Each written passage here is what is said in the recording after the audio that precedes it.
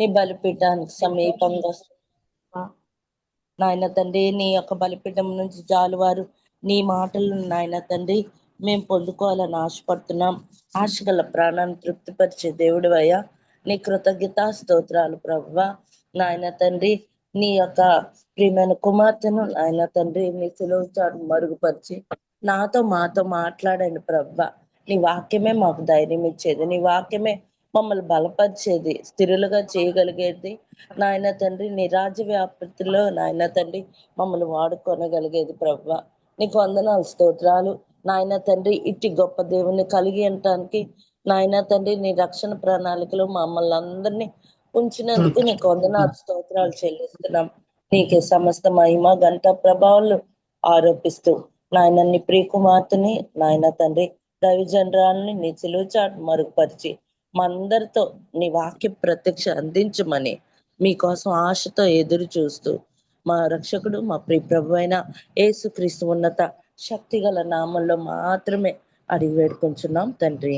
Amen. Thank you so much. Thank you మా. ఈ సమయంలో ఝాన్సీ గూడపాటి గారు స్పీకర్ ని పరిచయం చేస్తారండి. Sister please. Thank you. Good morning అండి అందరికీ. ఈ రోజు మన మధ్యలో వాక్యం అందించడానికి డాక్టర్ అమృతరావు గారు దేవుని యొక్క ఆత్మ చేత ప్రేరేపింపబడి సిద్ధంగా ఉన్నారు. వారిని పరిచయం చేయడం గౌరవంగా భావిస్తున్నాను. డాక్టర్ ఎస్ అమృతరావు గారు మరియు వారి ప్రియమైన భర్త శ్రీ ఎస్ కాంతారావు గారు మచిలీపట్నంలోని గ్రేట్ గాడ్ గ్రేస్ మినిస్ట్రీస్ వ్యవస్థాపక సంఘ కాపర్లు. హగ్గ ఇండియా సంస్థ ద్వారా నాయకత్వ తర్ఫీదు పొందిన అమృతరావు గారు వేదాంత శాస్త్రంలో MTH మరియు PhD విద్యలను అభ్యసించారు. కాంతారావు గారు బ్యాంక్ ఆఫ్ బరోడాకు DGM గా పనిచేశారు. సంఘ పరిచర్యకు పూర్తి సమయం ఇవ్వటానికి గాను వారు ఉద్యోగానికి స్వచ్ఛంద విరమణ చేశారు. వారిరువురు దేవుడు వారికి అనుగ్రహించిన మందకు తల్లిదండ్రులుగాను కాపర్లుగాను ప్రభువుకు సేవ చేయుచున్నారు. క్రీస్తులో మాత్రమే నీవు బహుగా ఫలించగలవు అనున్నది వారి పరిచర్య యొక్క నినాదము. ఆంధ్రప్రదేశ్ లోని మచిలీపట్నంలో వారి నివాసము. వారు తరచుగా మన మధ్య వాక్యాన్ని బోధిస్తూ ఉంటారు, చాలా చక్కగా వివరిస్తారు. దయచేసి మ్యూట్ లోనే ఉంటూ వాక్యాన్ని శ్రద్ధతో ఉందామండి. గుడ్ మార్నింగ్ మేడం, వెల్కమ్ అండి. గుడ్ మార్నింగ్ అండి. ప్రైజ్ లార్డ్ అందరికీ. చాలా కాలం తర్వాత మరలా మిమ్మలను మరి ఈ రీతిగా కలుసుకునుట మరి దేవుడిచ్చినటువంటి గొప్ప భాగ్యముగా ఎంచుతూ ఉన్నాను. దేవునికే సమస్త మహిమ ఘనత ప్రభావములు చెల్లునుగాక. ఈ ఉదయకాల సమయంలో మరి వాక్య ధ్యానం మనం చేసుకుందాం. మరి ప్రార్థించినటువంటి వారికిను నా గురించి ఇంట్రడక్షన్ ఇచ్చినటువంటి వారికిను నేను ప్రత్యేకమైనటువంటి కృతజ్ఞతలు తెలియజేస్తూ ఉన్నాను. దేవుడే మరి సమయమును మనందరి వినికిడిలో మరి ఒక దీవెనకరముగాను ఆదరణకర్త అయిన దేవుడుగా ఈరోజు ప్రభువే మాట్లాడలాగున మనమందరము కూడా మరి హృదయపూర్వకముగా వేడుకుందాం. మరి ఈ రోజుల్లో మనం చూస్తూ ఉంటుంటే ఎవరికి చూసిన బాధలు, ఎవరు చూసినా మరి కష్టాలు, శరీరములో ఎక్కడ చూసినప్పటికీ కూడా మరి రోగములతో కొట్టుమిట్టాడుచున్నటువంటి వారు ఎక్కువగా కనపడుతూ ఉన్నారు. అని అంటే మరి నేను ప్రత్యేకముగా ప్రజలందరినీ ఉద్దేశించి మాట్లాడట్లేదు, కానీ మరి దేవుని నమ్ముకున్నటువంటి బిడ్డలకు కూడా ఎక్కువగా అనారోగ్యాలు కనపడుతూ ఉన్నాయి. శరీరములో ఎక్కడ చూసినప్పటికీ కూడా మరి వాటిని ఆదరించేది లేదంటే వాటిని సరిచేసేటువంటి స్థితులు మనకి కనపడతా ఉండు. అంతేకాదు ఒక వయస్సు లేదు, ఒక ఇది లేకుండానే ప్రతి ఒక్కరు కూడా ఏదో రకమైనటువంటి శారీరకమైన రోగముతో మరి బాధపడుతూనే ఉన్నారు.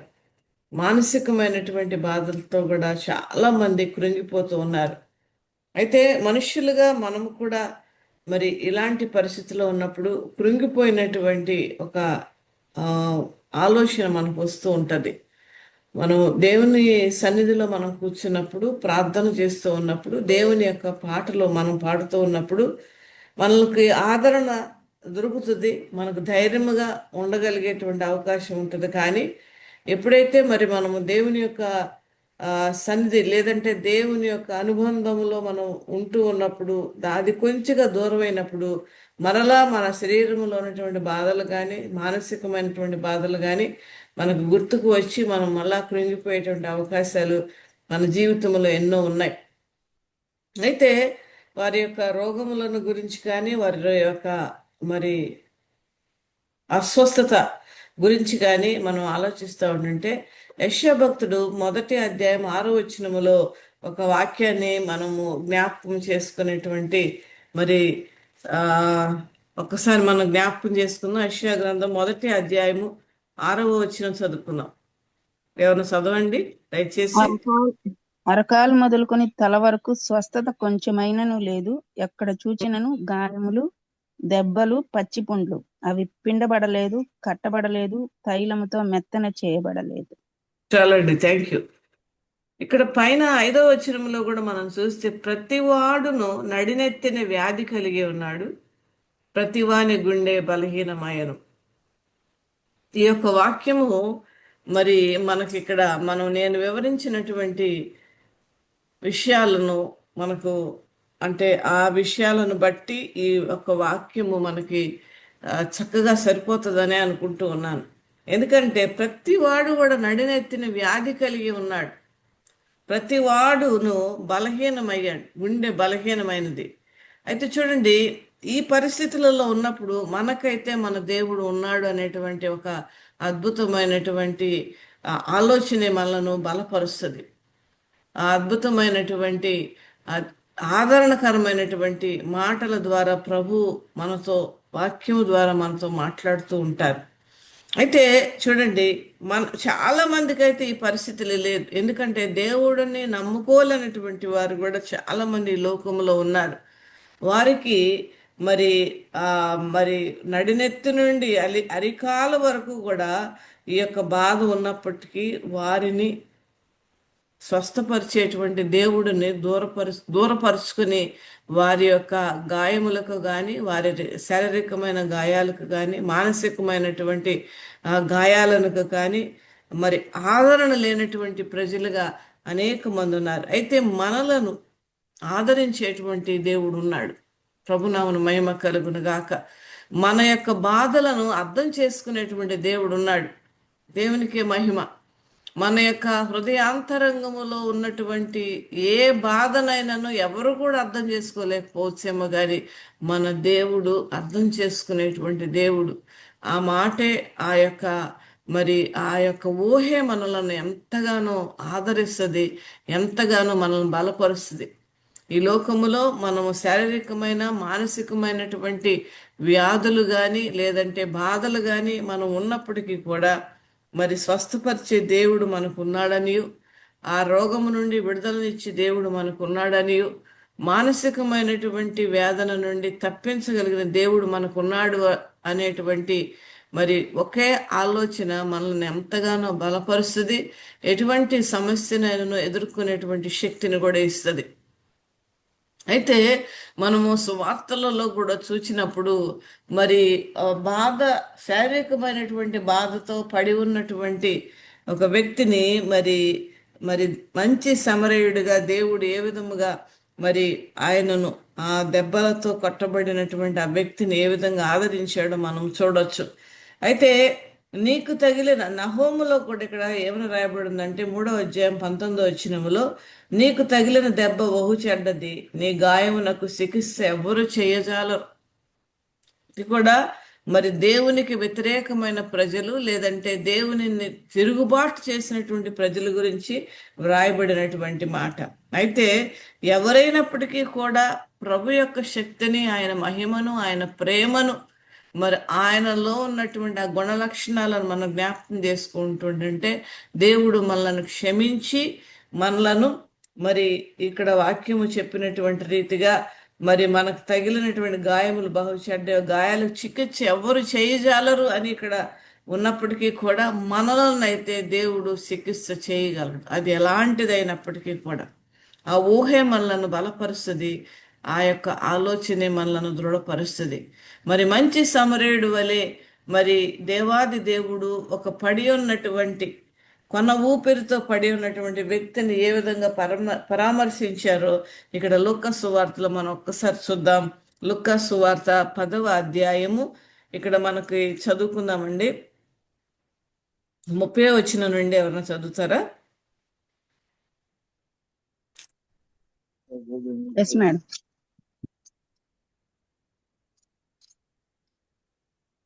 అందుకు యేసు ఇట్లనెను, ఒక మనుష్యుడు యెరూషలేము నుండి యెరికో పట్టణమునకు దిగి వెళ్ళుచు దొంగల చేతిలో చిక్కెను. వారు అతని బట్టలు దోచుకొని అతని కొట్టి కొరప్రాణంతో విడిచిపోయిరి.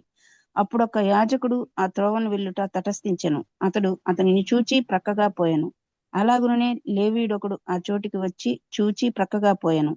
అయితే ఒక సమరయుడు ప్రయాణమైపోవచ్చు అతడు పడి ఉన్న చోటికి వచ్చి అతనిని చూచి అతని మీద జాలిపడి దగ్గరికి పోయి నూనెయు ద్రాక్షారసమును పోసి అతని గాయములను కట్టి తన వాహనం మీద ఎక్కించి ఒక పూటకూళ్ళ వాని ఇంటికి తీసుకొని పోయి అతని పరామర్శించెను. మర్నాడు అతడు చాలండి, 2 థ్యాంక్స్ అండి, దేనారములు థ్యాంక్ యూ. చాలండి, చాలు. ఇక్కడ చూద్దాం, ఇది మనం చిన్నతనం నుంచే సండే స్కూల్కు స్థితిలో నుంచే మనము ఈ యొక్క మరి ఉపమానమును లేదంటే ఒక జరగబోయేటువంటి విషయమే కానీ ఏ విధముగా దేవుడు ఆదరిస్తాడనేటువంటి ఉద్దేశముతో చెప్పబడినటువంటి మాటను అనేక మార్లు మనం చూచాం. అయితే ఇక్కడ చూడండి, అక్కడ యాజకుడు ఆ త్రోవను వెళ్ళుచు తటస్థించెను. యాజకుడు ఆ యొక్క త్రోవను అంటే ఆ పడి ఉన్న కొట్టబడి దొంగల చేత మరి భయంకరమైనటువంటి గాయములైనటువంటి ఆ వ్యక్తి పడి ఉన్న చోట అటుగా ఆ యాజకుడు వెళుతూ ఉన్నాడు. కానీ ఆ యాజకుడు ఏమీ చేయలేకపోయాడు అని అంటే ఎందుకు చేయలేకపోయి ఉండొచ్చు? ఎందుకు చేయలేకపోయి ఉండొచ్చు అంటే ఆ యొక్క పడి ఉన్నటువంటి ఆ వ్యక్తి యొక్క బాధను ఈ యొక్క యాజకుడు అర్థం చేసుకోలేకపోయాడు, అతని యొక్క అవసరతను. ఎందుకంటే కొన ప్రాణముతో అక్కడ విడిచిపెట్టినని ఉంటుంది. ఇంకొంచెం సేపట్లో అయితే ఆయన చనిపోయేటువంటి అవకాశం ఉన్నది. కొన ప్రాణం ఉంటే ఎంతండి, కొన్ని నిమిషాల్లోనే చనిపోయేటువంటి అవకాశం ఉన్నది. అయినప్పటికీ యాజకుడు చూస్తూ అతనిని దాటి వెళ్ళిపోయినట్లుగా మనం ఇక్కడ చూస్తూ ఉన్నాం. ఇటువంటి యాజకులు ఈ రోజుల్లో చాలా మంది ఉన్నారండి. ఇది very very unfortunate to say this.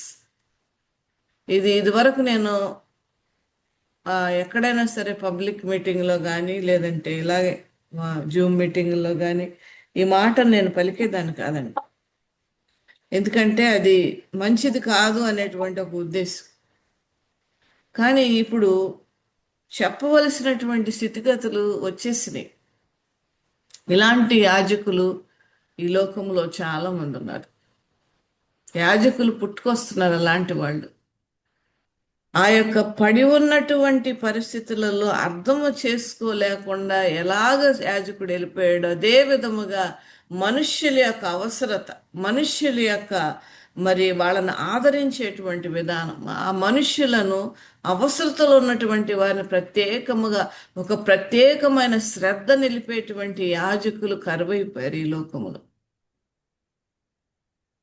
నిజముగా వాళ్ళు ఇచ్చేటువంటి వాటి గురించి ఎక్కువ శ్రద్ధ, వాళ్ళ మెయింటెనెన్స్ కానీ లేదంటే వాళ్ళ యొక్క మరి ఇంకా నేను డీప్గా నేను చెప్పలేను.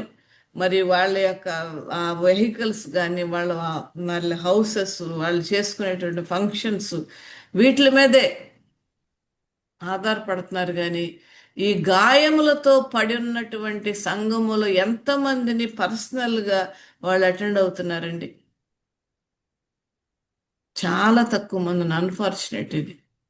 ఈ స్థితిగతులు వస్తాయి అని ప్రభువుకు ముందే తెలిసి యాజకుడు ఈ విధముగా వెళ్ళిపోయాడు అనేటువంటి విషయము మరి ప్రభు రాయించుకున్నారేమో అని మరి నేను నమ్ముతూ ఉన్నాను.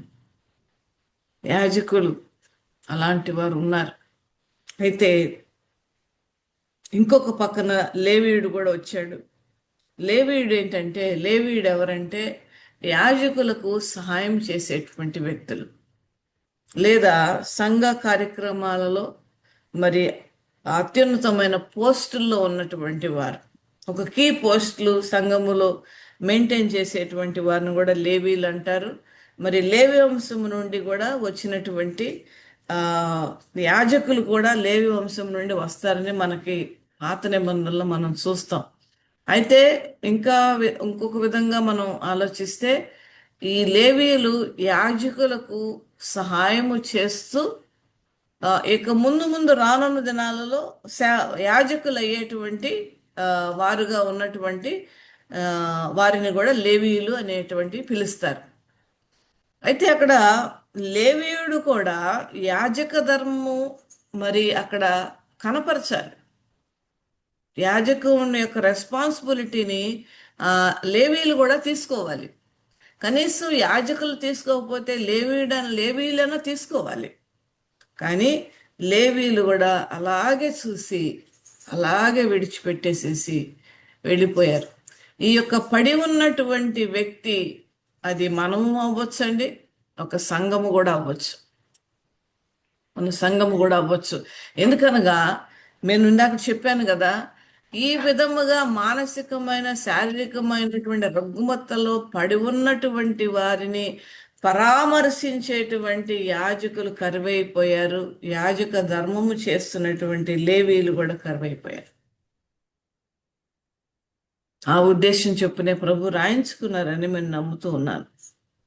అయితే మనము ఈ వాక్యము ద్వారా మనము ఇంకొకటి ఏం అర్థం చేసుకోవాలంటే, ఇది సర్వ సమాజం అవనివ్వండి, సార్వత్రిక సంఘం అవనివ్వండి, మనం అవ్వండి, ఎవరమన్నా అవనివ్వండి, ఇంకోటి ఇంకా అర్థం చేసుకోవాలంటే మనము యాజకుల మీద డిపెండ్ అవ్వకూడదని మనం అర్థం చేసుకోవాలి. లేవీయుల మీద మనం డిపెండ్ అవ్వకూడదు అనేటువంటిది మరి మనం అర్థం చేసుకోవాలి. ఈ రోజుల్లో ఈ చర్చికి వచ్చాను, నేను స్వస్థపరచబడ్డాను, ఇక్కడికి వచ్చాను, అయ్యగారు ప్రార్థన చేశారు, స్వస్థపరిచారు, అమ్మగారు ప్రార్థన చేశారు, స్వస్థపరచబడ్డాను అనేటువంటి ఒక ఐడల్ వర్షిప్లోనికి తీసుకుని వెళ్ళేటువంటి సంఘ బిడ్డలు కూడా ఉన్నారు. అటువంటప్పుడు ఏం చేయాలంటే యాజకులు అన్నటువంటి వారు వాళ్ళను సరిచేయాలి. సరిచేయలేనటువంటి సంఘాలు కూడా చాలా ఉన్నాయండి. చాలామంది కొన్ని సంఘాలకు విగ్రహారాధికులు వస్తారు, ముస్లిం సహోదరులు వస్తారు. కొన్ని ఆంధ్రప్రదేశ్లోనే నేను చూశాను ఆ సంఘాలను. మరి అలాంటి వారు వచ్చి ఏదో వాళ్ళకి లోక సంబంధమైనటువంటి ఒక అవసరతో లేదంటే ఒక జబ్బు గురించో మరి వస్తారు అక్కడికి వెళ్ళి ఆ స్థలానికి వెళ్తే చాలు, అదొక ఐడల్ వర్షిప్గా ఆ స్థలాన్ని చేశారు. నేను ఇంకా డీటెయిల్స్ నేను చెప్పను, కానీ నేను చూశాను. నేను ఒకసారి ఒక అన్యురాలు, నా స్నేహితురాలు అక్కడికి తీసుకుని వెళ్ళు, నేను మొక్కుకున్నాను అని తను చెప్పింది. కానీ నా మనసులో అయితే అక్కడ తీసుకుని వెళ్ళటం నాకు ఇష్టం లేదు. కానీ అప్పుడే ఆమె మొదటి అడుగులు ప్రభు వైపు వేస్తూ ఉన్నది. ఇప్పుడు నేను ఖండిస్తే ఈమె మరింతగా వెనక్కి వెళ్ళిపోయేటువంటి అవకాశం ఉన్నది అని చెప్పేసి, అప్పుడు మేము విజయవాడలో ఉండేవాళ్ళం. ఏదో వేరే ఊరు నుంచి విజయవాడ వచ్చి నన్ను అక్కడికి తీసుకుని వెళ్ళమని, ఆ ప్రదేశానికి తీసుకుని వెళ్ళమని చెప్పినప్పుడు నేను తీసుకుని వెళ్ళాను. వేరే కారు తీసుకుని వేరే ఊరు తీసుకుని వెళ్ళాను. నేను అక్కడ ఖండించలేకపోయాను, కానీ నా మనసులో భయంకరమైన వేదన. ఇలాంటివన్నీ కూడా చూసి దేవునిని ఆరాధించే విధానము, దేవునిని గణపరిచేటువంటి విధానం, సమస్త మహిమ ఘనత ప్రభావములు దేవునికి చెందవలసినటువంటి స్థితిగతులు అక్కడ కనపడట్లేదు. ఆ స్థలానికి లేదంటే అక్కడ ఉన్నటువంటి యాజకులకే వెళుతూ ఉన్నది. అది చూశాను నేను. అయినప్పటికీ నేను అట్లా మౌనంగా ఉండవలసినటువంటి స్థితి వచ్చింది. ఎందుకంటే మళ్ళా వెనక్కి వెళ్ళే అవకాశం ఉంది. మొట్టమొదటి అడుగులు వేస్తున్నటువంటి వ్యక్తి. ఆ తర్వాత మళ్ళా ఇంకో నెల కూడా వచ్చింది మళ్ళీ అదేవిధంగా. ఆ తర్వాత 3వ నెల వచ్చిన తర్వాత నేను అక్కడ తీసుకుని వెళ్ళాను. కానీ నేను అక్కడే ఆమె చెప్పాను, ఇది కాదు పద్ధతి, దేవునిని ఆరాధించే విధానం ఇది పద్ధతి కాదు. ఇలా మొక్కుకోవడం, నేను అక్కడికి వెళ్ళి ప్రార్థన చేస్తాను, ఎక్కడికి వెళ్ళి ఇలా చేయడం అని కాదు. దేవుడు ఎక్కడైనా మనము ప్రార్థన చేస్తే ఆలకించే దేవుడు. ఒక చోటుకు వెళ్ళి అక్కడే దేవుడు ఉంటాడు, అక్కడే ప్రార్థన చేస్తేనే నెరవేరుస్తుంది, అక్కడ ఆ స్థలానికి వెళితేనే దేవుని మహిమను చూడగలుగుతాం అనేటువంటిది కాదది. ఎందుకంటే ఆయన ఎక్కడన్నా ఉండే దేవుడు, ఎవరి స్వరాన్నైనా వినగలిగేటువంటి దేవుడని ఆమెను మెల్లగా సర్ది చెప్పాను. ఆ తర్వాత తను కూడా అర్థం చేసుకుంది, ఇవన్నీ కూడా మనుష్యులు, సేవకులందరూ కూడా మనుషులే, మనుష్యుల వలన ఏదీ జరగదు. మనుష్యులు ఎవరు కూడా రక్తాన్ని కార్చలేదు, మనుష్యులు ఎవరు కూడా ప్రాణం పెట్టలేదు, మనుషులు ఎవరు కూడా మరి వాళ్ళను సాక్రిఫైస్ చేసుకుని ఎవరు కూడా చేయరు. దేవుడు ఒక్కడే చేసే దేవుడు. ఆ దేవుడు నువ్వు ఎక్కడ ఉండి నా యేసయ్యా అని పిలిచితే పలికే దేవుడు అని నేను మెల్లగా ఆవిడకి చెప్పడం జరిగింది. అయితే దేవుని కృపను బట్టి ఆ మాటలను అర్థం చేసుకుంది. తర్వాత ఇప్పుడు మంచి ఒక దేవుణ్ణి ఆరాధించేటువంటి వ్యక్తిగా తయారై బ్యాప్టిజం తీసుకుంది. మరి చక్కగా అప్పుడప్పుడు చిన్న చిన్న వాక్యాలు కూడా చెప్పగలిగేటువంటి స్థితిలోనికి వెళ్ళింది. దేవునికి మహిమ కలుగును గాక. మరి ఇలాంటి అక్కడ ఉన్నటువంటి వాళ్ళు ఎన్నో వేల మంది వస్తూ ఉంటారండి. ఎందుకు ఆ సేవకులు ఖండించటం లేదు వీరిని? ఆ ఆల్టర్ మీద జాంకాయలు విసరడం నేను చూశానండి. ఆ ఆల్టర్ మీద చిట్టీలు రాసి, అంటే చీటీలు రాసేసి, వాళ్ళ అవసరత చీటీలు రాసి ఆల్టర్ మీదకి విసరడం నేను చూశాను అక్కడ. మరి అంటే వాళ్ళ తప్పేం లేదండి. అంటే ఐఎమ్ టెల్లింగ్ మై అండర్స్టాండింగ్. వారి తప్పేం లేదు, వాళ్ళకి తెలియదు, వాళ్ళు అన్యులు. ముస్లిం సహోదరులు కూడా వస్తారు, హిందూ సహోదరులు కూడా అక్కడికి వస్తూ ఉంటారు కొంతమంది. ఇంకా దేవుణ్ణి ఏ రకంగా కూడా అర్థం చేసుకునేటువంటి వారు కూడా చాలా మంది వస్తుంటారు. వాళ్ళ తప్పు లేదు, వాళ్ళని దేవుని ఆరాధించేటువంటి స్థితి వాళ్ళకి తెలియదు, వాళ్ళకు వాక్యం తెలియదు, వాక్యంలో ఉన్నటువంటి విషయాలు తెలియదు. కానీ దీనిని చూచి యాజకులైనటువంటి వారు వాళ్ళను ఖండించేటువంటి స్థితి లేదు అక్కడ. ఎన్నో సంవత్సరాలుగా ఇది జరుగుతున్నది. నాకు ఇది చాలా బాధకరమైనటువంటి విషయం. ఎంతమందికి ఈ విధంగా చెప్తే ఎంతమంది నిజముగా పోనీ వచ్చినటువంటి వేలల్లో కొన్ని వందలోళ్ళు అయినా నిజమైనటువంటి ఆరాధన ఏంటి, ఆత్మతో సత్యముతో ఆయన ఆరాధించడం తెలుసుకుంటారు కదండి. వాళ్ళకేంటంటే మనుషులు రావాలి, అక్కడ కానుక వేయాలి, ఆ కానుకలు తీసుకుని వారు ఉపయోగించుకోవాలి, అదే వాళ్ళ మోటివ్. కానీ వాళ్ళ యొక్క దృష్టిని నిజ దేవుని వైపు తీసుకు వెళ్ళలేనటువంటి సేవకులు లేవీయులు ఈ కాలంలో ఉన్నారండి. కనుకనే నేను ఈ మధ్య కొంతమంది అన్య సహోదరులకు కూడా కొన్ని పచ్చిగా చెప్పవలసినటువంటి పరిస్థితులు వచ్చినాయి. ఎందుకంటే నేను నా వంతుగా ఒక చిన్న సేవకురాలుగా, ఒక మస్టర్డ్ సీడ్ కూడా కాదండి, ఒక గసగస గింజ అంత సేవకురాలుగా మరి నేనేం ఆలోచిస్తానంటే, మరలా వీళ్ళు ఒకవేళ నా దగ్గరికి రాకపోవచ్చు, లేదంటే వీరు మరలా దేవుని యొక్క ఆరాధించే స్థలానికి రాలేనటువంటి పరిస్థితులు రావచ్చు.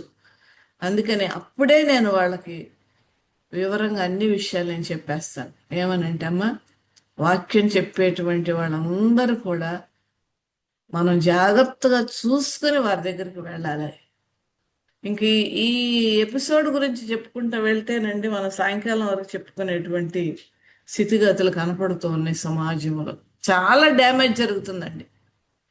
క్రైస్తవ సమాజంలో, సంఘాలలో చాలా చాలా డ్యామేజ్ జరుగుతుంది కదా, జరిగిపోతుంది ఆల్మోస్ట్.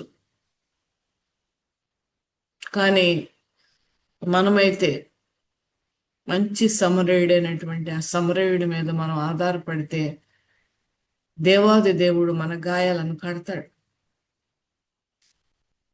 మన శారీరకమైన రోగములకు స్వస్థతను ఇస్తారు ఆయన.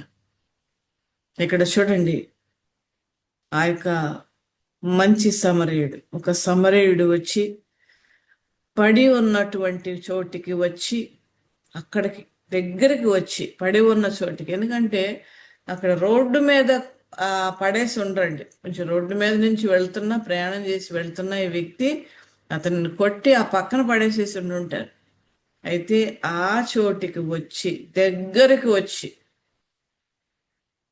అతనిని చూచి, అతని మీద జాలిపడి, అతనిని చూచి చూడగలిగేటువంటి దేవుడు ఆయన మనల్ని.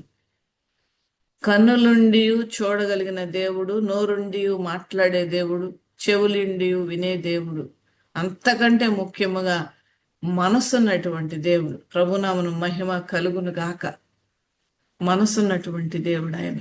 మనసు ఉన్నది గనకనే అతను ప్రయాణమే ఆ యొక్క గాడిద మీద నుంచి దిగి వచ్చి, దగ్గరకు వచ్చి చూచి, ఎల్రోయి దేవుడిగా ఇక్కడ కనపడుతూ ఉన్నాడు. హాగరు ఏం పేరు పెట్టిందండి దేవాది దేవునికి? పర్సనల్ పేరు, చూచుచున్న దేవుడు. నేను కూడా నేను దేవుడికి ఒక పేరు పెట్టుకున్నాను, నా మనసు ఎరిగిన దేవుడని. ప్రభు నామను మహిమ కలుగును గాక. ఎందుకు పెట్టుకున్నానంటే ఆ పేరు నా మనస్సులో ఉన్నటువంటిది అవసరత దేవుడు ఎంత అద్భుతంగా అర్థం చేసుకుంటాడో నేను చెప్పలేనండి. నా జీవితాల్లో ఎన్నో వందల వేల అనుభవాలు ఉన్నాయి. నేను ప్రార్థన చేయకపోను. కొన్ని విషయాలు మనసులో ఉంటుంది అంతేగాని ప్రార్థన చేయను. ఎందుకంటే అవి చాలా చాలా చిన్న విషయాలు, చాలా చిన్న విషయాలు కనుక నేను ప్రార్థన చేయను. కానీ మనసులో కోరుకుంటాను. అది ఏ విధంగా అయినా సరే దేవుడు అది నెరవేరుస్తాడు.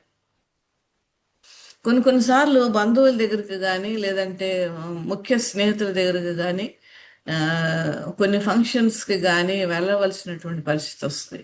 అయితే పాస్టర్ గారు మరి వెళ్ళాలి కదా, మనం మరి బాగోదు కదా, వాళ్ళు ఏమైనా అనుకుంటారు అట్లా అంటూ ఉంటారు. నా మనసులో అయితే ఇష్టం ఉండదు అక్కడికి వెళ్ళటం. ఎందుకంటే అనవసరంగా సమయం వేస్ట్ అనిపిస్తుంది. లేదంటే ఇంకొక ఏదో కమిట్మెంట్ ఉంటుంది, దాని నిమిత్తం పరిచర్య చేసుకోవచ్చు, ఎవరినన్నా ఇంటికి వెళ్ళి వాళ్ళని ఆదరించవచ్చు, ఏదో ఒక విషయం చెప్పొచ్చు కదా ఆ సమయంలో అని నేను అనుకుంటాను. కానీ ఆయనతో చెప్పను. కానీ అది ఏ విధంగా అయినా సరేనండి, ఒకవేళ టికెట్లు రిజర్వేషన్ చేసుకున్నా అవి క్యాన్సిల్ చేసుకోవాల్సిన పరిస్థితి వస్తుంది. ఆ విధంగా దేవుడు నా మనస్సు ఎరిగినటువంటి దేవుడు గనక నేనైతే నా దేవునికి, నా రక్షకుడికి, నా ప్రభువుకి, నా ఆదరణకర్తకి అదే పేరు పెట్టుకున్నాను, మనస్సు ఎరిగినటువంటి దేవుడు. ఇక్కడ మనస్సు ఉన్నది కనుకనే ఆయన చలించాడు. మంచి సమరయుడు వలె చలించాడు. పడి ఉన్న చోటికి వచ్చి అతనిని చూచాడు. వెంటనే ఈ మూడ్ విత్ కంపాషన్, కదిలించబడ్డాడు, జాలితో కదిలించబడ్డాడు, కనికరములతో కదిలించబడ్డాడు. కదిలించబడ్డం అంటే మీరు ఊహించండి ఏంటనేది అర్థం చేసుకోండి. మీరు కదిలించబడడం అని అంటే షేక్ అవడం అనమాట. అంటే శారీరకమైన షేక్ కాదు అక్కడ, శారీరకమైన మూమెంట్ కాదు అక్కడ. అది హృదయాంతరంగంలో నుండి వచ్చేటువంటి ఒక అద్భుతమైనటువంటి ఒక కనికరం. కదిలించబడ్డాడు, జాలిపడ్డాడు, దగ్గరకు పోయాడు, నూనె ద్రాక్షరసం పోసి అతను గాయాలను కట్టాడు. హల్లెలూయా. అయితే నూనె ఎందుకు రాశాడు ఈ మంచి సమరయుడు? ద్రాక్షరసాన్ని ఎందుకు పోశాడు? ఎవరన్నా చెప్తారండి? అన్మ్యూట్ చేసుకుని చెప్పగలుగుతారా? ఎవరైనా చెప్పగలుగుతారా? Jesus Christ blood, next Holy Spirit. Very good అండి, వెరీ గుడ్. పరిశుద్ధాత్మ. అయ్యా, అయితే దేవాది దేవుడు ద్రాక్షరసమునే ఆయన రక్తముగా ఆ సాదృశ్యముగా ఎందుకు తీసుకుని ఉండొచ్చు? చాలా ఫ్రూట్స్ ఉన్నాయి కదా, అన్నిటికంటే కింగ్ ఆఫ్ ద ఫ్రూట్ ఇప్పుడు మంచి మామిడి పళ్ళ సీజన్. కింగ్ ఆఫ్ ఫ్రూట్ అంటారు దాన్ని. ఇంకా చాలా ఉన్నాయి, ఫ్రూట్స్ చాలా ఉన్నాయి. ఇప్పుడు ఇంపోర్టెడ్ ఫ్రూట్స్ వచ్చేస్తున్నాయి. పిండబడితే వచ్చే రసము చెడిపోని, ఎప్పటికీ నీళ్లు తగలకుండా ఉంటేనే సంవత్సరాలైనా చెడిపోకుండా ఉండే ఒక రసము. పరిశు దేవుని రక్తానికి సాదృశ్యమైన రక్తం. అదే అంటుకట్టబడిన ఎందుకు దేవుడు అంటే నాకు తెలిసిన ఆలోచన మీకు చెప్తున్నాను. దేవుడు ఎందుకు ద్రాక్ష పండుని లేదంటే ద్రాక్ష రసమును ఆయన రక్తముతో పోల్చారు? మనం ఇప్పటికీ కూడా కమ్యూనియన్ మనం తీసుకుంటున్నప్పుడు ద్రాక్ష రసమే తీసుకుంటాం. అంటే పిండబడడం అంటే ద్రాక్ష రసము కంటే మరి ఆరెంజెస్లో బోళ్ళంత రసం ఉంటుంది, బత్తాయిల్లో బోల్డ్ రసం ఉంటుంది, నారింజలో బోళ్ళంత రసం ఉంటుంది. ఆ రకంగా ఫ్రూట్స్ కొద్దిగా కొన్ని హార్డ్ ఫ్రూట్స్ అయినా కొంత బాగా అయిపోయిన తర్వాత ప్రతి దాంట్లోంచి కూడా జ్యూసే వస్తుంది. ఎందుకు గ్రేప్ డే ఆయన రక్తానికి దేవుడు పోల్చుకున్నాడు? ఇంకెవరైనా చెప్పగలుగుతారా? కలర్ ని బట్టి, అంటే జ్యూస్ కలర్ ని బట్టి. కలర్ని బట్టి. కరెక్టే. ఇంకా అది సింగిల్ గా ఉండదు, అనేకంతో జతపరచబడి ఉంటది కదా. సింగిల్ గా ఉంటది అంటారా? గుర్తుంటది కదండి, ద్రాక్షరసం గుర్తే కదండి. అదే సింగిల్ గా ఉండదు, I mean, అనేకం చేత కూర్చబడి ఉంటది కదా, అందుకు కూర్చబడి ఉంటది అందుకేనా అంటారా?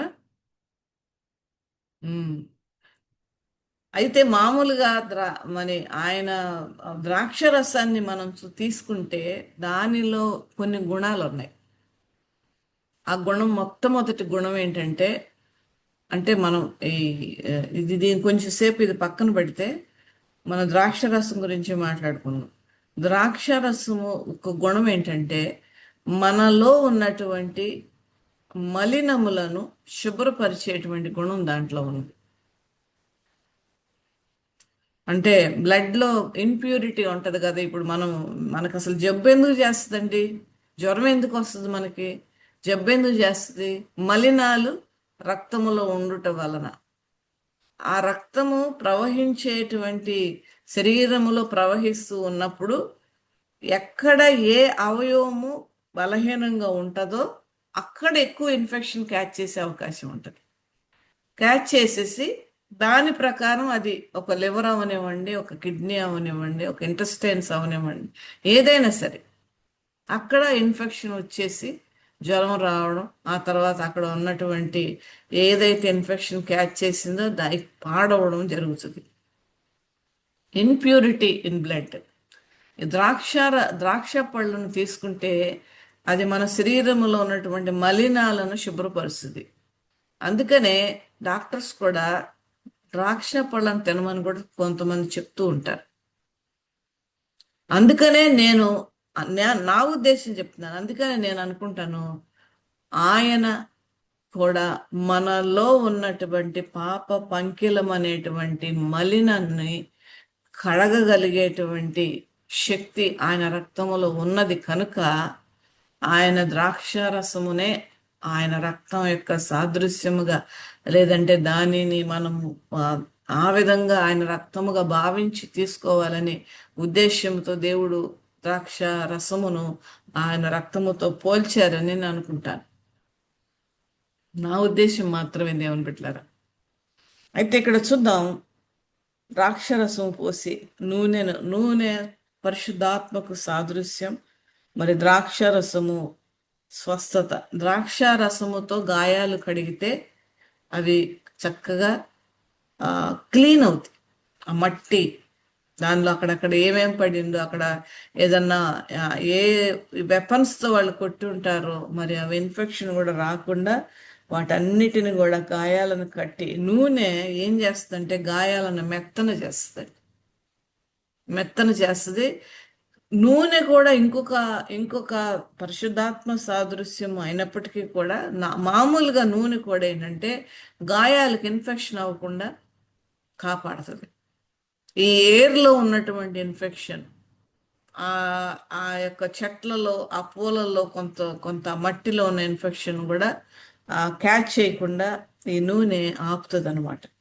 ఇది ఆత్మీయంగా మనం తీసుకున్న మనం మామూలుగా మన ఈ వేరే పరిస్థితుల్లో మనం తీసుకున్న ఈ రెండు కూడా ఒక మనిషికి చాలా అవసరమైనటువంటివి.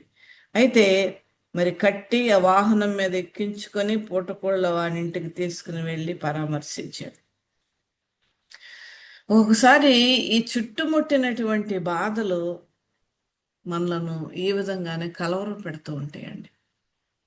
ఒక్కొక్కసారి అన్నీ ఒకేసారి వచ్చి పడిపోతాయి. ఒక్కొక్కసారి అన్ని విధాలైనటువంటి ఆ శారీరకమైన బాధ, మానసికమైన బాధ మనల్ని చాలాసార్లు కృంగదీస్తుంది. అందుకనే ఒక భక్తుడు ఒక పాట రాశాడండి. నన్ను చుట్టుముట్టిన బాధలలో నా హృదయం కలవరపడగా, నా సొంత జనులలే నిందలతో నా హృదయం నీరైపోగా, హక్కున నన్ను చేర్చుకొంటివి, భయపడకంటివి, మీకుట ప్రేమను చూపితివి, నన్ను ఓదార్చితివి. అద్భుతమైన పాట ఒక భక్తుడు రాశాడు. నన్ను చుట్టుముట్టిన బాధలలో నా హృదయం కలవరపడగా, నా సొంత జనుల నిందలతో నా హృదయం నీరైపోగా, అక్కున నన్ను చేర్చుకున్నావు దేవా. చూడండి, ఈ లోకంలో నా దగ్గర చాలామంది వస్తారండి. నా సొంత భర్త నన్ను పట్టించుకోడండి. జ్వరంతో నేను పడి ఉన్నానంటే కూడా నన్ను పట్టించుకోలేనటువంటి మరి స్థితులు కనపడుతూ ఉంటాయి. కనీసం మందు తీసుకుని వస్తానని కూడా అనరండి. పిల్లలు కూడా అంతేనండి, వాళ్ళ లోకం వాళ్ళదే. కానీ నాకు ఏంటమ్మా, ఏం కావాలి నీకు, ఏమన్నా నీకు టీ కాసి ఇమ్మంటావా, కొంచెం పాలు కలిపి ఇమ్మంటావా, డాక్టర్ దగ్గర తీసుకెళ్ళమంటావా అని అడిగేటువంటి వాళ్ళు కూడా లేరండి. నన్ను ఎవ్వరు పట్టించుకోరు, నా కుటుంబంలో అనేటువంటి వాళ్ళు చాలామంది ఉన్నారు. ఇలాంటి పరిస్థితులు గుండా చాలామంది వెళ్తూ ఉన్నారండి. కృంగవలసినటువంటి పని లేదు. మంచి సమరేడైనటువంటి దేవుడు మనకున్నాడు. ఎవ్వరున్నా లేకపోయినా మన దేవుడు మనకుంటే చాలు. ప్రభునామమున మహిమ కలుగునగాక. ఆయన మనం పడి ఉన్నటువంటి పరిస్థితులను యాజకులు పట్టించుకోకపోవచ్చు, లేవీయులు పట్టించుకోకపోవచ్చు, కానీ మన దేవుడు పట్టించుకుంటాడండి. అక్కన చేర్చుకోవడం అంటే అర్థం ఏంటంటే మన తలను తీసుకుని ఆయన గుండెలకు హత్తుకోవడం. ఎంత అద్భుతమైనటువంటి ఒక ప్రక్రియ ప్రభు చేస్తున్నాడండి. మన తలను ఆయన గుండెలకు అదుముకుంటారంట. అక్కన చేర్చుకోవడం అంటే అది. అక్కన చేర్చుకొని భయపడొద్దని చెప్తాడు దేవుడు. నేనున్నాను, నీ తండ్రిగా నేనున్నాను, నీ ప్రభువుగా నేనున్నాను, నీ రక్షకుడుగా నేనున్నాను, నీ ఆదరణకర్త, నిన్ను ఆదరిస్తాను, నీ కష్టములో నిన్ను ఆదరిస్తాను. నువ్వు పడి ఉన్నావు, ఎవ్వరు పట్టించుకోకపోవచ్చు, కానీ పట్టించుకునే దేవుడు నేనున్నా, నేను చూస్తాను, నీ దగ్గరికి వస్తాను, నీ గాయాలను కడతానని ఈ ఉదయకాల సమయంలో దేవాది దేవుడి వాక్యము ద్వారా మనతో మాట్లాడుతున్నాడు. దేవుని బిడ్డలారా, మనకు ఎంతగానో ఈ మాట ఆదరణ ఇస్తుంది. మనకు దేవుడు ఉన్నాడు, మనకు ప్రభు ఉన్నాడు. అయితే మనము ఒక విషయం ఆలోచిద్దామండి. శారీరకమైనటువంటి బాధలను దేవుడు స్వస్థపరుస్తాడు. నేను స్వస్థపరచు దేవుడు నేనే అని నిర్గమకాండములని చెప్పాడు. పేతురు రాసిన పత్రికలో కూడా నేను పొందిన గాయముల చేత మీరు స్వస్థత నొందితిరి అని మరి ఆల్రెడీ డిక్లేర్ చేయబడింది అదే మాట. అయితే మానసికమైనటువంటి రోగాలు చాలా ఉన్నాయి కదండి. ఒక సామెత ఉంది తెలుగులో, మీ అందరికీ తెలుసు, జ్ఞాపకం చేస్తున్నాను. మానసికమైన రోగమునకు మందు లేదు అంటారు కదండి. మానసికమైన రోగమునకు మందు లేదు అని అంటారు. అది జనాల్లో ఉన్నటువంటి నానుడి మాట. నిజంగా మన అంతరంగములో ఎన్నో రోగాలు ఉన్నాయండి. అవి ఇంకా బలమైనటువంటివి, ఇంకా బాధపరిచేవి. మానసికంగా కృంగిపోయేటువంటి వాళ్ళు ఎంతో మంది ఉన్నారు. మానసికంగా ఒక బాధను చెప్పుకోలేకుండా ఉన్నటువంటి వారు ఉన్నారు. ఎవరికి చెప్పాలి ఈ బాధ? ఎవరికి తెలియజేయాలి? ఎవరు ఈ నేను పడుతున్నటువంటి అంతరంగములో నేను పడుతున్నటువంటి వేదనను నేను ఎంత డీప్గా ఎంత డెప్త్లో నేను అనుభవిస్తున్నానో అంతగా అర్థం చేసుకునేటువంటి వాళ్ళు ఎవరు అని మనం ఒకసారి ఆలోచిస్తూ ఉంటాం. నా బాధను ఎవరు అర్థం చేసుకుంటారని మనసులో అనుకుని కళ్ళు చెమర్చేటువంటి అనుభవాలు మన జీవితంలో ఉన్నాయి దేవుని బిడ్డలారా. ఎవరికి చెప్పుకోలేం. ఎవరికి చెప్తుంటే ఏ లోకు అయిపోతామో లోపలే పెట్టుకొని అంతరంగములో ఆ పడుతున్నటువంటి వేదన ఒక ఆవిరి వలె ఉండి హృదయములో కలవరం పట్టేస్తూ గుండె చెదిరిపోయేటువంటి అనుభవాలు ఉన్నాయండి. చాలామంది ఈ మాట అంటారు, నా గుండె చెదిరిపోయిందండి, నా గుండె విరిగిపోయింది, నా హృదయం ముక్కలైపోయింది వాళ్ళన్న మాటలతో, వాళ్ళు చూస్తున్నటువంటి విధానం అనేటువంటి మాటలు కూడా చాలా మంది పలుకుతూ ఉంటారు. హృదయాంతరంగములో ఉన్న మానసికమైన రోగమునకు ఎవరు ఆదరిస్తారంటే అగైన్ మళ్ళా ప్రభువే. ఎందుకంటే హృదయాంతరంగములో తొంగి చూసేటువంటి దేవుడు ఆయన. ప్రభునామమున మహిమ కలుగును గాక. హృదయాంతరంగములో తొంగి చూసి నీవు పడుచున్నటువంటి వేదన నీకంటే ఎక్కువగా అర్థము చేసుకునగలిగినటువంటి దేవుడు మనకున్నాడు. ఆయన నిన్న నేడు రేపు ఏకరీతిగా ఉండే దేవుడు, ఏకరీతిగా ఆదరించే దేవుడు, ఏకరీతిగా పరామర్శించేటువంటి దేవుడు, ఏకరీతిగా గాయాలను కట్టేటువంటి దేవుడు ఆయన. శారీరకమైనటువంటి రోగముల కంటే మానసికమైన రోగముతో బాధపడుతున్నటువంటి వారిని ఎక్కువగా అక్కన చేర్చుకునేటువంటి దేవుడు. చెదిరిపోయేటువంటి పరిస్థితిలో ఉన్నప్పటికీ కూడా గుండె చెదరిన వారిని చేయువాడని, గుండె చెదరిన వారిని బాగు చేయువాడని, వారి గాయములన్నీయు కట్టుచున్నవాడని, వారి గాయములన్నీయు కట్టుచున్నవాడని. గాయాలన్నీ కడతాడు అక్కడ దేవుడు. భక్తుడు అప్పుడే రాసుకున్నాడు దేవుని యొక్క ప్రేరేపణతో. శారీరక గాయాలే కాదు, మానసికమైన గాయాలు కూడా ఆయన కడతాడు. గాయాలన్నీ కట్టేటువంటి దేవుడు ఆయన. అందుకే దేవునికి స్తోత్రము చేయుట మనకు ఎంతో అవసరం. అయితే శారీరకమైనటువంటి చూసాం మనం. ఇప్పుడు మానసికమైనటువంటి రోగమును లేదంటే ఆ కృంగుబాటును, ఆ బాధను కూడా దేవుడు ఏది విధంగా ఓదార్చాడో అది మనం చూసుకుని ముగించుకుందామండి. లోక సువార్త 7వ అధ్యాయం 11వ వచనంలో ఉన్నటువంటి వాక్య భాగమును ఒక్కసారి మనం ఒక 5 నిమిషాలు ధ్యానిద్దాం. ఇక్కడ నాయన్ ఇది కూడా మనందరికి తెలిసిందే. నాయన్ అనేటువంటి ఒక ఊరు వెళ్ళుచుండగా ఆయన శిష్యులు జన సమూహం ఆయనతో కూడా వెళ్ళుచుండిరి. అక్కడ ఒక విధవరాలు తన ఏకైక కుమారుని పోగొట్టుకొని అంగలారుస్తూ ఏడుస్తూ పొడబబ్బులు పెడుతూ మరి వెళుతున్నటువంటి ఒక సంఘటన అక్కడ మనం చూస్తాం ఈ వాక్యములో. అయితే ఈమె విధవరాలు, భర్త లేడు, ఈమెకు ఒక్కడే కుమారుడు, బిడ్డ ఒక్కడే, భర్త లేడు. ఆ బిడ్డ కూడా చనిపోయాడు. మరి కొన్ని ఈ థియాలజికల్ ఎక్స్పర్ట్స్ కానీ ఆ థియాలజియన్స్ కానీ చెప్పింది ఏంటంటే ఈ బిడ్డ చనిపోయినటువంటి బిడ్డ టీనేజ్ బాయ్గా ఉన్నాడు, 16 to 18 సంవత్సరాల వయసులో ఉన్నటువంటి. ఎలా చనిపోయాడో మనకు తెలియదు కానీ చనిపోయాడు. యవ్వన బిడ్డ చనిపోయినప్పుడు ఒక తల్లికి ఎంత వేదన ఉంటుందండి.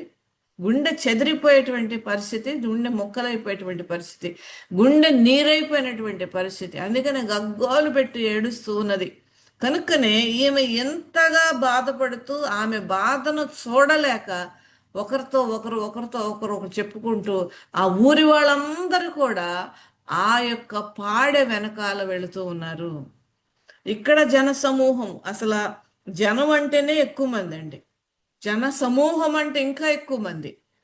అలాగే ఆమెతో పాటు ఉన్నటువంటి వారు చాలా మంది, ఆమె బంధువులు, ఆ స్నేహితులు, మరి ఆమె పడుతున్న వేదనను, ఆ బాధను చూసి ఒకరికొకరు చెప్పుకునే, అలా చచ్చిపోయాడంట పిల్లాడు, మరి ఆమె ఎంతగా ఏడుస్తుందో పాపం, చూడలేకపోతున్నాం మేమని ఒకళ్ళ మాట ఒకరు చెప్పుకొని ఆ ఊరి ప్రజలందరూ కూడా వచ్చారు. ఇటు నుంచి ప్రభు జనసమూహముతో, ఇటు నుండి ఆ యొక్క విధవరాలి బంధువులు, స్నేహితులు, ఊరి వారందరూ. ఇక్కడ జనసమూహం ఉన్నారు, అక్కడ జనసమూహం ఉన్నారు. ఇక్కడ ప్రభు ఇలా వస్తా ఉన్నారు, దాని ఎదురుగా ఈ విధవరాలు ఇట్లా వస్తూ ఉన్నది. అయితే ఇక్కడ జనసమూహము గాని, ఇక్కడ జనసమూహము గాని యొక్క దృష్టి, ఎవరి దృష్టి కూడా ఆ ఆ ఏడుస్తూ అంగలారుస్తున్నటువంటి ఆ విధవరాలి మీద పడలేదు. కానీ ఆ దృష్టి కనికర సంపన్నుడైనటువంటి యేసయ్య కను దృష్టిలో పడింది. ప్రభునామమున మహిమ కలుగును గాక. అలాంటి దృష్టి, అలాంటి వారి మీద ఉన్నటువంటి దృష్టి పడితే దేవుడు చూస్తా ఊరుకుంటాడండి? దాటిపోతాడా? దాటిపోడు. ఆయన చూస్తా ఊరుకోడు. ఆయన కనికర సంపన్నుడు. వాక్యం ఏం చెప్తుందంటే ఆయన కనికరములు మితిలేనివి అని చెప్తున్నది. ఆయనకు ఆ కనికరానికి ఎండ్ లేదు, ఆ కనికరానికి ఒక అంటే తక్కువ చేసేటువంటి స్థితి లేదు. మితి లేనటువంటి కనికరము నిండుకున్నటువంటి ఆ దేవాది దేవుడు, ఆయన హృదయం అంతా కూడా ఆ కనికరముతో మూవ్ విత్ కంపాషన్, కదిలించబడ్డాడు. ఆమె బాధను చూసి కదిలింపబడ్డాడు, ఆమె కన్నీటిని చూసి కదిలించబడ్డాడు, ఆమె యొక్క సిట్యుయేషన్ చూసి కదిలించబడ్డాడు. కనుకనే వెంటనే ఏమంటున్నారండి, ఆమె ఎందుకు కనికరపడి వెంటనే ఏడవద్దని చెప్తూ ఉన్నాడు. ఎందుకంటే కన్నీటి విలువ మన ప్రభు అయినటువంటి యేసుకు తప్పించి ఇంకెవ్వరికి తెలియదండి. ఎందుకంటే ఆయన కూడా ఈ లోకంలో ఉన్నప్పుడు కన్నీళ్లు కార్చారు గనక. కన్నీరు వస్తున్నాయి అని అంటే ఎంత హృదయం గాయపడితే వస్తుందండి. ఆయనకు తెలుసు కనుకనే ఆ కన్నీళ్లను చూచి మౌనంగా ఉండలేక, అమ్మ ఏడవద్దు, ఫస్ట్గా అమ్మ ఏడవద్దు, నువ్వు కన్నీరు విడవద్దు అని ముందుగా ఆ తల్లిని ఓదారుస్తూ ఉన్నాడు. ఇక్కడ నేను ఒక విషయం చెప్తానండి. ఈ అమ్మాయికి అంటే, ఈ అమ్మాయి అంటే నేను మామూలుగా వాడుక భాష చెప్పాను. ఈ యొక్క స్త్రీకి ప్రభు శక్తి తెలుసా తెలియదండి? మీరు చెప్తే బాగుంటుంది.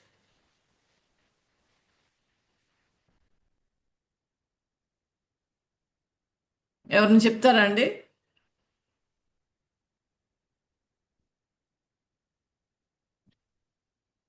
ఎవరు చెప్పట్లేదు ఎందుకనో. ఈమెకు అంటే తెలుసా అండి? తెలుసు. నేనైతే ఏమనుకుంటున్నానంటే తెలియదనే అనుకుంటున్నానండి.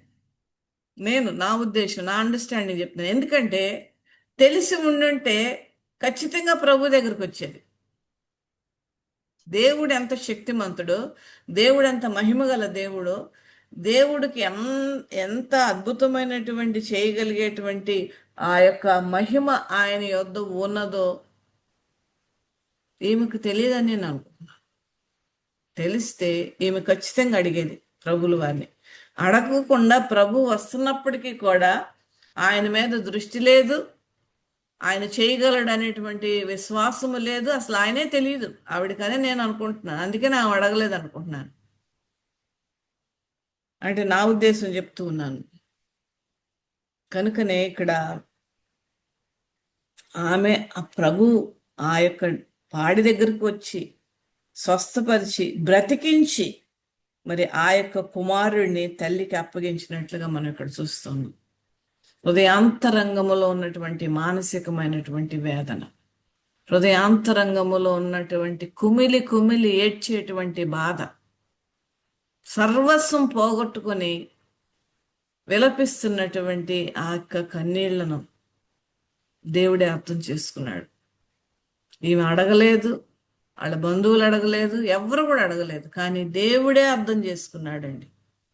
దేవుడే అర్థం చేసుకుని ఆమెకున్నటువంటి ఆ బాధను తీర్చి మానసికమైనటువంటి బాధతో విలవిలలాడుచున్నటువంటి ఆ స్త్రీని, ఆ తల్లిని ఆదరించి తన కుమారుని తిరిగి ఇచ్చినట్లుగా మనం ఇక్కడ చూస్తూ ఉన్నాం. విరిగినటువంటి హృదయము కలిగిన వారికి దేవుడు ఆసన్నుడు అని చెప్పి వాక్యం సెలవిస్తూ ఉన్నది. 34 కీర్తనలు 34వ అధ్యాయం 18 వచనము. మన ఈ యొక్క సమయంలో మనం ఇరిగి ఉన్నామా, నలిగి ఉన్నామా, అది శారీరకం అవనివ్వండి, మానసికం అవనివ్వండి, చెదిరిపోయినటువంటి పరిస్థితులు అవనివ్వండి, ఏమీ పర్వాలేదు. మనకు తండ్రి అయినటువంటి దేవుడు ఉన్నాడు.